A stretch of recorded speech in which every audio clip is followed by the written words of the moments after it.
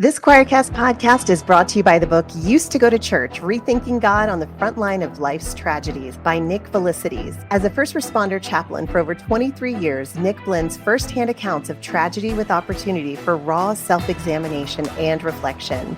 For the spiritual but not religious who want to pursue God outside of the walls of organized religion, Used to Go to Church is an invitation to rethink faith and open up to a life centered on grace, mercy, and love. Find it today on Amazon.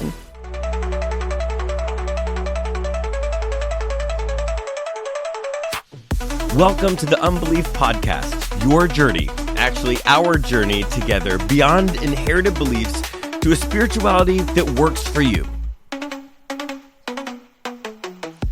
I'm your host, Jeremy. I'm a deep skeptic, also a pastor. We can fix that later, right? No? You've made it to another Drinks and Deconstruction episode of the Unbelief Podcast. Today, we have podcaster, world-renowned atheist, Dan Beecher with us. And Dan, welcome. It is Drinks and Deconstruction. So first question is, what are you drinking? I'm okay. So there's a little backstory to what I'm drinking. I love which backstory. Is that my last night we had some friends over at my place, and it was this will give away the time of the recording, but it was St. Patrick's Day yesterday, and so a bunch of us were doing Irish, to be more sensitive, Irish fun explosions as a drink, but we were. But one of my friends drinks kind of like a 14-year-old girl. And so he only likes very, very sweet things. So I got for him something that I don't know. I made him try it. He seemed to be okay with it. So I made one of these for myself today. It is it is Harista. Anyway, it's a Mexican soda. It's orange mandarin flavored Mexican orange soda and a whipped cream vodka. So it's like kind of like a creamsicle. Do you remember the creamsicles? Yeah. Does it taste like a creamsicle? It kind of does. So I've got an alcoholic creamsicle. It's amazing. It's a little terrible, but I wanted to try it, and so that's what I decided to do for myself today. Yeah, or do to myself. Also, today. We'll see. Do to yourself for sure. So, and I think it's called Jarritos, right? Jarritos, thank you. Yes, I knew it was. It starts with a J. I don't know. It's got O's at the end. Okay, so and I'm drinking a Johnny Walker Black. So, okay, so you got fancy. I see how we're doing. We're on opposite ends of the drinking spectrum. It's what I have in this studio. Okay, so I feel like I just want to. You've got a podcast called. You got a couple of podcasts, right? You got a podcast with Dan McClellan called Data Over Dogma. Yes, that you appeared on recently. Yeah, I'm really excited about that. But you also have, do you have more than two? Not currently. Okay, great. My other podcast is called Thank God I'm Atheist. And it's thank you for laughing at that. Some people don't get that that's a joke. But it's that one's sort of a current events show. So I got opposite sides of the spectrum. I've got a Bible scholarship podcast on one end, and a sort of current events from an atheist perspective on the other end.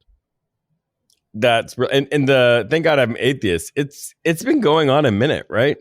Oh my gosh, since 2011, I want to say. So yeah, in terms of podcasting, that's older than time. No, for sure. I mean, like podcasting, it's a long time. I think the stat is like most podcasts don't make it past 15 episodes. So, right. So you're well past that.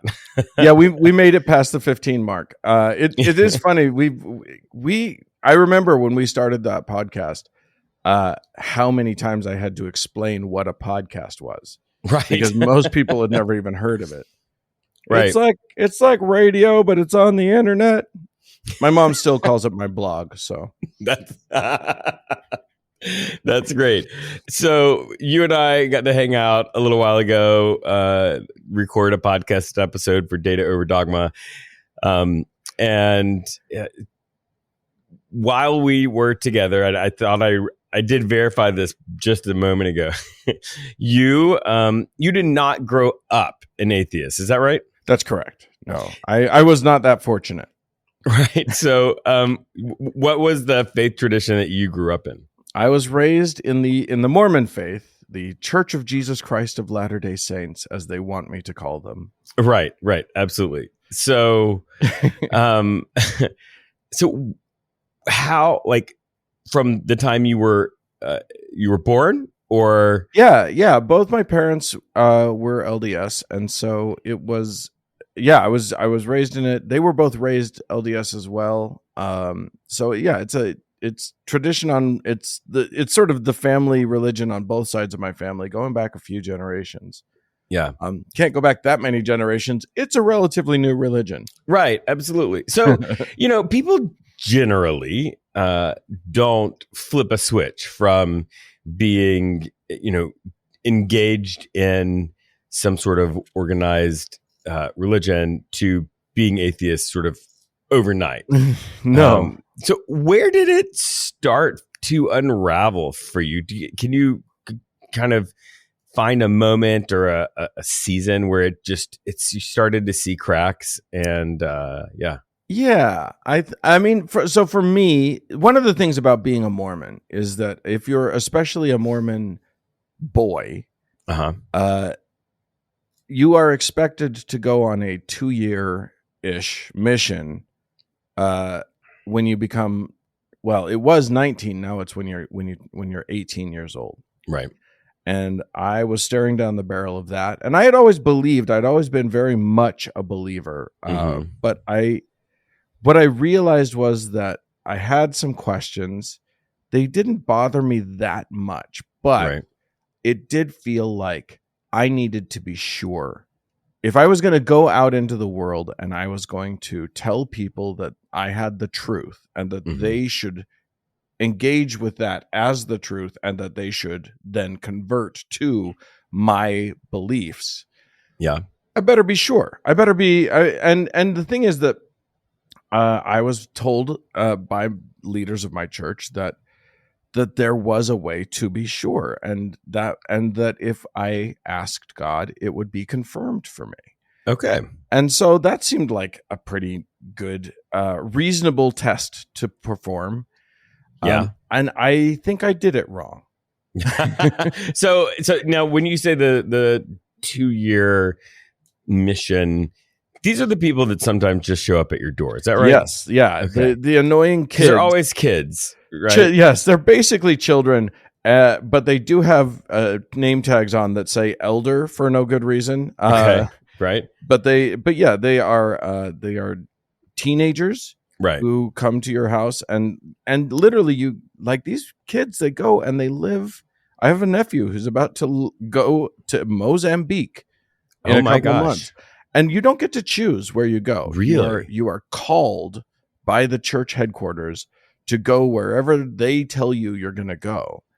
Man, so that means some people are called to go to, like, Alabama. Correct. And some people are called to go to the Caribbean. Yes, absolutely. And you don't get to choose. And it's one of those things where and also, like, there's always this thing where people guess where they're going to go, or they have just, a prompting from the Spirit about where they're going to go. And they're always wrong. They're always wrong. Of course. But I was, and I was pretty anxious about this whole thing anyway. I had a lot of anxiety issues just as a person. And I did not know how I was going to handle being thrust into another culture and just knocking doors every day, just trying to say, hey, do you want to change religions? So were you always a questioning, doubting kind of person, or did this sort of surge in your late teens? I mean, I was always an inquisitive person. Okay. I think, very much so. But I had never doubted my religion before. Okay. It always just I accepted it very, very readily. Okay. I mean, especially when you're a kid and you are, all of the adults that you respect in your life are telling you the same thing. It just feels as correct as, as geometry or whatever. It feels just normal and real. And then, you get a little bit older. And I will say this, when I was a kid, when I was 8 years old, that's when Mormons do baptism. Okay. At 8, they call it the age of accountability. It's when your sins count. And I think that's crazy because I've met 8-year-olds. Right. Hell, I've met 18-year-olds and I don't feel like they could be accountable really. But I think, so anyway, I had to have a meeting with my bishop and do an interview, a worthiness interview or something before my baptism. And I took that way more seriously, I think, than most kids do. I was a pretty serious kid. I knew that this was supposed to be serious stuff, and I took it seriously. Yeah. So when you're getting ready to be sent off, did you know the location yet? No, I hadn't put in my paperwork yet. Okay. So it was in the lead up. Right. And so they say there is a test. Now there's only one question I care about. Yeah. What was the test? Do you just ask God, or like, how do you know? Like, what did they tell you? It's literally you ask God, and there's scripture in the Bible that sort of talks about this. And there's scripture in the Book of Mormon that talks about this. And it just says, if you ask God, he'll show up. He'll say yes. He'll say, yes, I'm here. And yes, this is true. And it didn't happen. And it didn't happen right away. Did they explain what showing up meant? What you get in Mormonism is they believe in personal revelation. Okay. So they believe that God talks to individuals. Yeah. They believe, we got a lot of talk about, a burning in the bosom or there's a lot of talk about, you could receive good feelings. Okay. But I think my neurodivergent brain was not prone to the way that trick is supposed to work. Okay. Which is that it's supposed to be, it gives you, like, you're supposed to get good feelings. And I did get, if I'm at church and we're all singing a song, like I still, when I go into a church and sing a hymn, feel feelings. Like, right. You know what I mean? But like, I have always been one to say, well, unless there's a way to determine that it's absolutely X or Y thing causing these feelings, music makes feelings. You know what I mean? That's its whole job. So I was like not going to just give any feeling credence as proof of God. And it didn't show up in any way that was discernible to me. Right. So then I went into like hyper mode. I was praying every multiple times a day. I was reading scripture all day long, lots of, which was hard for me because I have ADHD and scripture is very, very boring. Right. But I was doing it, and I was reading, I was praying, I was fasting quite often. And so I did. And how long did that go on? It was like 6 months. Oh my gosh. Of me just torturing myself about it. Wow. And feeling more and more desperate.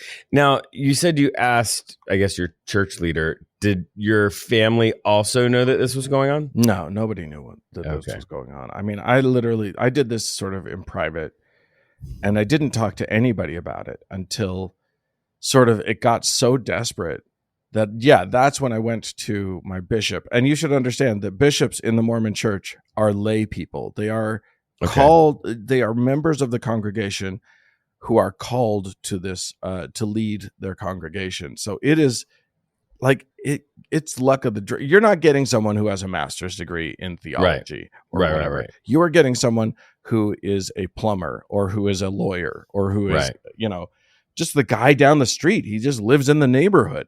Yeah. But I mean, I was fortunate. I had a lot of really good bishops, and this guy was great. He was very, very sweet. And I had grown up hanging out with his kids and whatever. Right. So I go to him and I just said, look, I'm going to be going to into the mission field soon. And I don't know. I don't know if this is true. I've not received the prompting of the Spirit that I was told I would receive. I have, and now I had some other sort of questions in the back of my mind about things like, I had gay friends and I was like, these guys don't seem evil. And right. They don't seem to like, I had encountered people who didn't want to be gay, who had really tried not to be gay. And, I had one friend who was suicidal about it. Yeah. Which is very common. Super common. And I was like, you know what? You don't get suicidal about a choice. Like, you're not going to continue to keep making a choice that then makes you suicidal. So what is that like? You're, I guess, 18, maybe 17 at the time. Like, where did it happen? Was it in an office? Like, how did it happen? So I'm there in the church, in our what's called our ward house, and I'm there, and somehow I ended up alone there with my bishop, and I'm not really sure when or why that happened. And I just tell I just say, hey man, I'm really in a bind here, and I'm really kind of messed up about it. And he said, maybe. And how did that, like, what were the emotions going on in that moment? Do you remember? I mean, I was genuinely hopeful that he would be able to help me with this. I was genuinely, I believed that he's going to fix this. He's going to make this work. And what he suggested was, well, maybe you'll feel the Spirit if you go through the temple. Now, the Mormon temple is a very special place. It is a place that only adults can really go into, apart from a couple of specific ceremonies. But in general, it is sort of the biggest rite of passage for a Mormon to go to the temple. It is called an endowment ceremony. You are endowed with, for young men, you are endowed with the higher order of priesthood. Everybody gets the priesthood. Every male gets the priesthood. So it's not as fancy as it sounds. But it's a big deal. And women don't get anything like that, but they are endowed with you're given, there's a whole bunch of stuff. Yeah. And they don't talk about it. It is considered sacred. It's technically that what they say is it's sacred, not secret, but it's secret. They keep it all a secret. And they don't talk about it even to other Mormons, really. Yeah. So most Mormons go to the temple not knowing what to expect at all. Wow. Now, if you want to, there have been people who have infiltrated it and videotaped it and put it onto YouTube. And so if you want to know what it looks like, you can find it. Right. But when the bishop said to me, I think you should go through the temple, I was like so excited because that was exactly what I thought. I thought, you know what, that's going to do it. If I go through the temple, I will God lives there. God's Spirit is so strong there. Of course I will feel the Spirit. But you don't just get to go. You have to get a recommend from your bishop. So he says, should we go into my office and do the interview and I was like, yeah. What is the interview? So the interview, I can't tell you because here's how the interview went for me. Okay. We sat down in his office. He sat behind his big, wooden desk, and I sat in the chair opposite. And he opened up a binder that had the questions that he was meant to ask me to determine my worthiness to go to it. It is literally called a worthiness interview. Wow. And so I sat down and he said, "Do you believe in God, the eternal Father, and in his son, Jesus Christ, and in the Holy Ghost?" And he looked at me. Right. And I said, "I don't know. That's the whole problem here." Right. And he just looked at me. And wow. I said, "Oh, I have to say yes, don't I?" And he nodded. Uh-huh. And I said, "Well, I guess I can't." Wow. And the thing is, I didn't know I was supposed to lie. Again, neurodivergence, I didn't Right. realize that I was supposed to just fudge that one. Yeah. Just to get through it. And but I didn't. I just said I can't say yes to that. And we agreed that was fair, and I stood up and we shook hands and I walked out. And that was the end. That was Wow. what that was. Actually, I say that was the end. That wasn't the end. That was the beginning of me feeling freed up to ask much bigger, much Right. more honest questions. Wow. So, I mean, that's huge. And also probably, in some ways, I feel like as this kid who grew up with this earnest belief, also sort of like existentially devastating. Yeah, it was, but the truth is that I had been living in that devastation for the last 6 months, and that moment actually probably felt more freeing. Okay, like closure almost. Oh shit, okay, I can this may actually not work, and now I can really, rather than, oh my God, I'm failing at getting this right. The goal changed entirely, which was don't try to get it right, just try to understand what's real. Yeah. And that's a totally different goal, and the world opened up in a huge way, because I wasn't aiming at a specific answer. I was aiming at just sort of knowing more, and that's a totally different thing. So where did you go then to find more? Because I imagine that you had, likely exhausted your resources for knowing more, through the LDS faith. So where'd you go? Like, where did you look for more data? I think I wasn't any. I think I fully stopped being careful about it after that. So I just I took a break and I just experienced life for a while, and I just sort of I dated girls, and I tried not to feel guilty when I touched their boobs, and I just explored life. And changed, but with a changed perspective, with a new, with eyes open in a new way. And I think when that happened, I think life was my teacher for a long time. And your family? Do they know? Like, how did you? Yeah, they know. My parents, though Mormonism is a extremely traditionally conservative religion, and a high demand, high expectation religion. Right. My parents were actually sort of intellectuals, Mormon intellectuals. They were both were Mormon historians. Interesting. And they both had, they had PhDs from legitimate schools, and they were quite liberal as people, just in terms of their view on how things were. So when I came to them and just said, hey, or I don't even know that I came to them and said I'm leaving the church or anything definite like that. but there were signs. When I moved in with my girlfriend, that tells you something. You know what I mean? Right.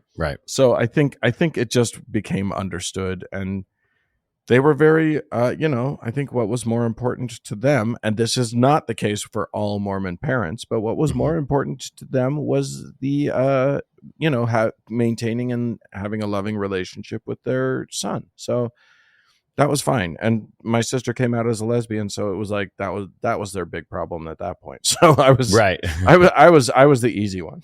Yeah. So, so you're just sort of in the world. I love that phrase that you just used, like the world was your teacher for a while. Like life was your teacher. Yeah, that's really great. So, I mean, what it means is that you're haphazard and you're just bumping around in life. Oh, for sure. And but so what were you learning in that bumping around? Oh man, a lot of it was every single thing that you do in your whole life leading up to that point, you've seen it through a very specific lens. So when you see someone drinking alcohol, because Mormons don't drink alcohol, or even coffee, because Mormons don't drink coffee, you have this sense of like, that's a sin. I guess that means that person's a sinner. I don't know what that means. Am I supposed to dislike that person? I'm not sure. If I had more conservative, more extreme parents, very much, I know lots of people who had been taught that means that person's a sinner and you shouldn't hang out with that person. I was not taught that. Thank heavens. Yeah. But yeah, suddenly you're going through life and you're like, wait, I could even drink. Do I want to? And for the first 10 years of my life after Mormonism, I really didn't drink, largely because the taste was awful. I hated the flavors of alcohol. Okay. Didn't know how to really surmount that because, I wasn't raised with it. And so, you taste alcohol for the first time and it is pretty appalling. And then, you start to try things. And for a while there, if I went into a bar and ordered a drink, I didn't know what to order. I had no education on alcohol. And so I would just say, I thought it was pretty clever. I would go up to a bartender and say, I like my drinks like I like my men, strong and fruity. I thought that was really funny. That's hilarious. And so I don't know. I would just explore things and I would just try things. And like I said, I talked about, having sex outside of marriage and how crazy that seemed. Yeah. But yeah, I messed up a lot of things and I was still a little bit obnoxious about some certain things and moralizing. And also, the other thing is that, Mormons have this proselytizing spirit about them, not unlike an evangelical or whatever. And, when you leave that and you realize that you don't believe that a God exists because it seems so much more, everything makes so much more sense to you without that. Suddenly I became very obnoxiously proselytizing for atheism, and I would challenge people and I would want to debate everybody. And, that's equally obnoxious, equally annoying. But you got to go through whatever you're going through. Yeah. So the atheist debater, now when you started, thank God I'm an atheist, were you still in atheist debater mode or had you grown to something else?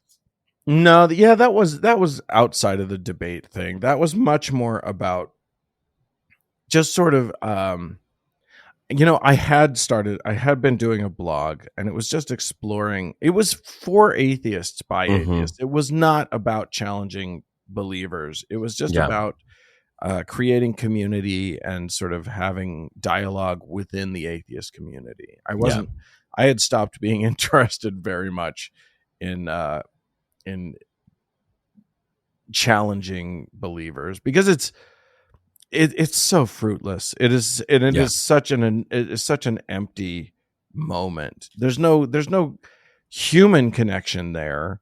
Yeah. And it's just about, and the other thing is that what I've learned is that an atheist challenging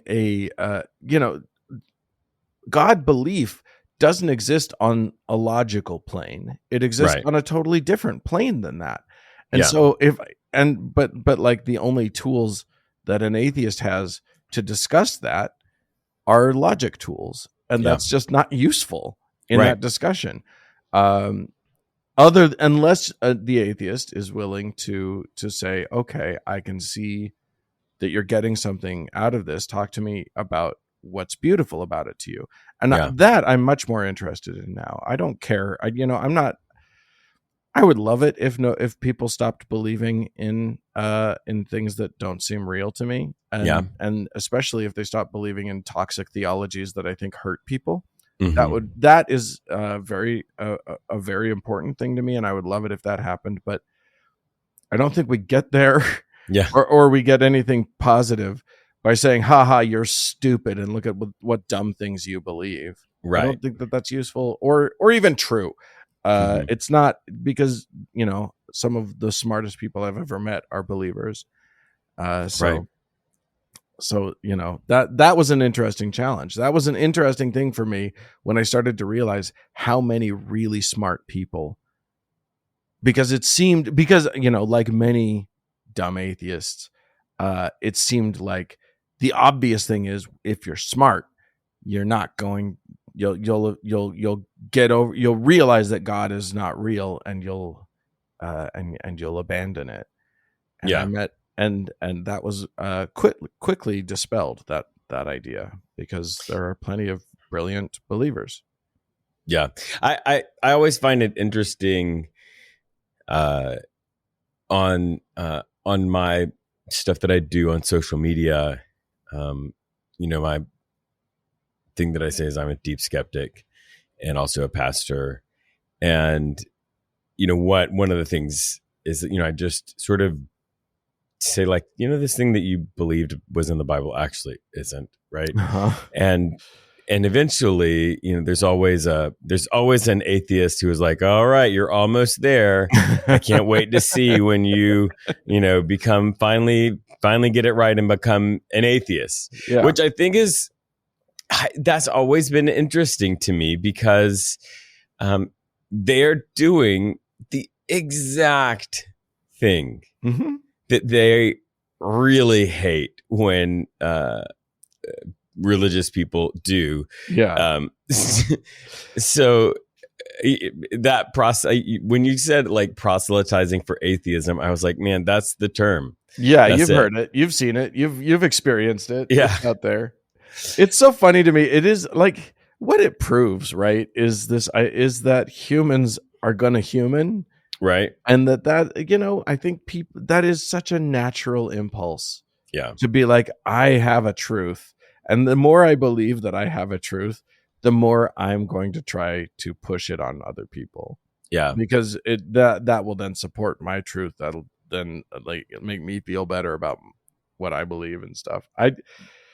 It's just such a human thing to do. No, it's obnoxious and annoying, but it's human.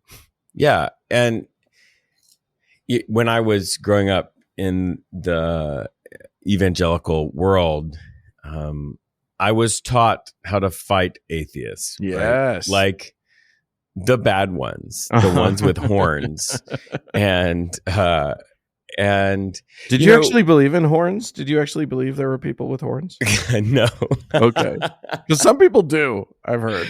Oh my gosh, that's insane. I mean, some people believe the earth is flat. I get links to videos about that every couple of weeks.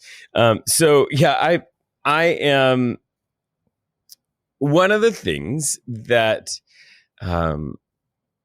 that one of the people that was teaching us, I remember he said, atheists say they don't have a religion, they don't believe in God, but that is actually a religion. That is a belief about God, right? I'm sure people have said that to you, right?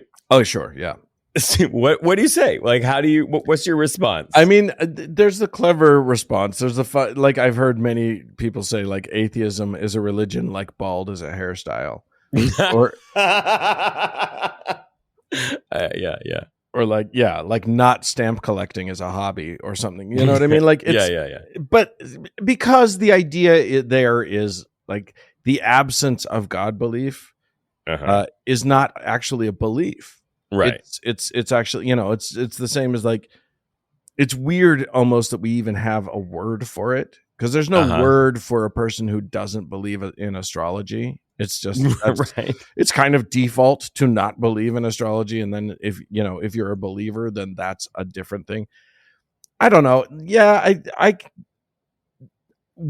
considering what we just talked about, how many people proselytize for atheism, I can see why you'd want to categorize it with religion. And also because atheists are so intent on separating themselves from religion, and they're correct. They are correct. It is a different, it is not a religious position. But what it does, but what believers want to do is put themselves on the same footing, put us both on the same footing. And that I understand too. Like that is because if you're going into a debate, if you're going into a battle, you want to feel like you're on the same thing. It's not, one's not better than the other, one's not above the other, but they are not the same thing. Like religious belief is definitely its own category, and not believing is something different. Yeah. It's not, you know what I mean? Like it's definitely not a religion. Because believe me, I've been in rooms full of atheists. I've attended atheist conferences and conventions and stuff. And there's in that room, there are as many different belief systems as there are humans. So it is for sure. Like, you compare that to organized religion, and it's very clearly a different thing. So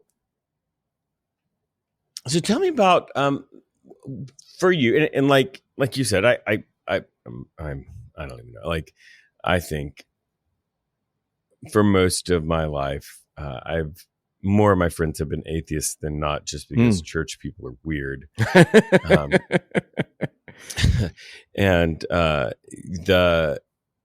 I know, so I know there's like this just wide range of beliefs, and so I'm curious for you, what about consciousness? What about other dimensions of reality, that maybe a religion might describe as, spiritual or whatever? What about you? Like, where do you come down on that? I have two things to say about that. The first one is that if I have any dogmatic beliefs, the main one is that I need to be willing to say I don't know when I don't know. Right. And most of that shit I just don't know. Oh, I said an S-bomb. It's okay. You're fine with this. Okay. Almost every interview episode has an explicit tag, so okay. You're good. So yeah, I don't know. The answer very much is I don't know. The other answer is I don't see anything. I don't see any reason for me to believe in anything more than just what I perceive in this material world. And I know that really disappoints a lot of people, including like some of the most important people in my life, because people, I think we are naturally programmed. There are, I could get into a whole, there are evolutionary reasons why people believe in superstitions and things beyond sort of the material. I just, again, I'm going to go back to my neurodivergence here. Maybe it's just that. Maybe it's just that I'm not programmed with that. But I look around at this world, and I really want to encounter it as it comes to me. Like I really like, it is important to me to encounter the universe in a way that as honest a way as I can, and nothing that I see has ever pointed me to belief in anything beyond just the things that I see. And every now and then I'll see something that I can't explain. Right. Yeah. But that doesn't, I don't take that to mean that there's something greater or something more. A lot of people are like, well, what, don't you believe there's something bigger than yourself? And I'm like, look at this universe. Most things are bigger than me. Yeah, right. Like, so, I'm on a planet, for crying out loud. I'm in a solar system. I'm tiny. Yeah. So I don't see the utility necessarily. I don't see an inherent utility in any belief beyond just, I'm a bunch of atoms that have managed to group themselves into this thing, and I bonk off of other atoms, and I'm just trying to have a good time while I'm here. Right. So, I think for like my last real question is,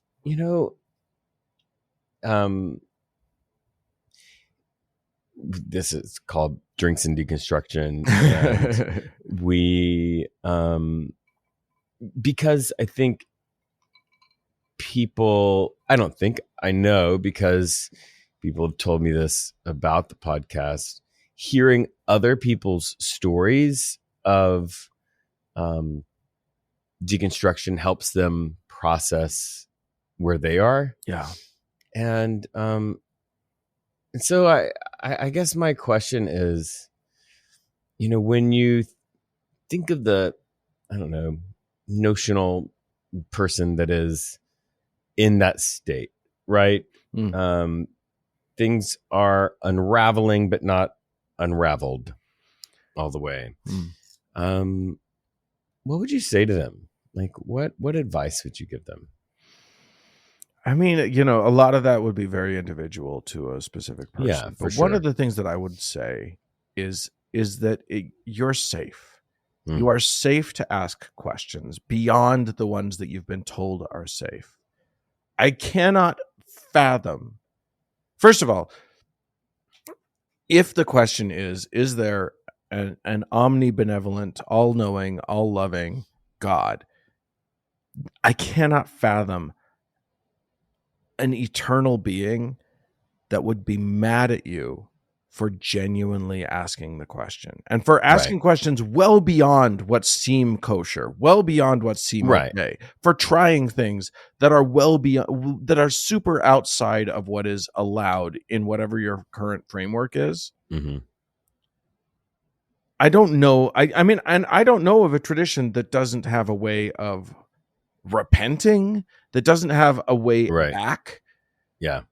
And so I think to say you're not going to go to hell for asking these questions. You're not going to be eternally punished. You're not going to be tortured. Right. So go ahead. Right. And be real. Yeah. And like, you know what I mean? Be bravely forge forward, knowing that you're safe. Yeah.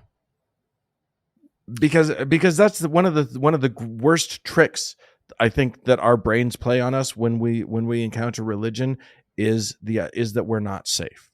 Yeah. And I think that a lot of unethical pastoral leaders and priests, they cultivate that feeling that you're not safe. They have worked hard to implant that feeling that you're not safe. Yeah. And that they're the only way that you can be safe. Absolutely. So, so I think hold on to your own sense of your safety and you'll be okay. I love that. I love that on so many levels. And I think, for a lot of people, that safety in that exploring is magnified when they find a community to ask those questions and to explore with. And it's one of the things that I love about this community that I am part of, called Not Church, because there are atheist people, there are agnostic people, there are people who want to use tarot cards and astrology, and but everybody's respectful, everybody's exploring, everybody is safe there. And I just know so many people that I think of them and I think, that's what they need, that safe space to explore. And I guess if you're listening to the podcast and that's for you, you go to skepticpastor.com patreon.com/skepticpastor, patreon.com/skepticpastor. And it's $3 a month because we're not trying to get people who are on food stamps to give us 10% of their income, right? That's my one. I'm going to start a Patreon where you go and you have to give me 10% of your income. That's it. Right. It's much more robust. But go to Jeremy's. That's probably better. It's $3 a month. You pay for what you get. If it doesn't work, you just stop paying. It's real simple. But Dan, where can they find you if they're interested in more of your stuff? I mean, wherever you find your podcasts, check out Data Over Dogma if you're interested in Bible scholarship that does not try to convince you to think one way or another about the Bible. It is neither pro nor anti-religious. It is just, what do we know about the Bible? And if you know Dan McClellan's work on social media, then you'll know what to expect. And I think we have a lot of fun there. Or if you want to hear me joke and say some mean things about religion every now and then, but also just talk about sort of the state of the world and everything from an atheist perspective. Thank God I'm atheist. Just search those wherever you find your podcasts, and you'll have a good time. All right, well, Dan, thank you so much. And if you're listening to the podcast, wherever you do that, if you could give us all the stars, and even. Give Jeremy some stars. What are you doing? Take a second to write something that, this podcast doesn't suck. I don't really care. Whatever, it helps the algorithm and helps people find us. So yeah, thanks so much, Dan. Hey, thanks for having me. I appreciate it.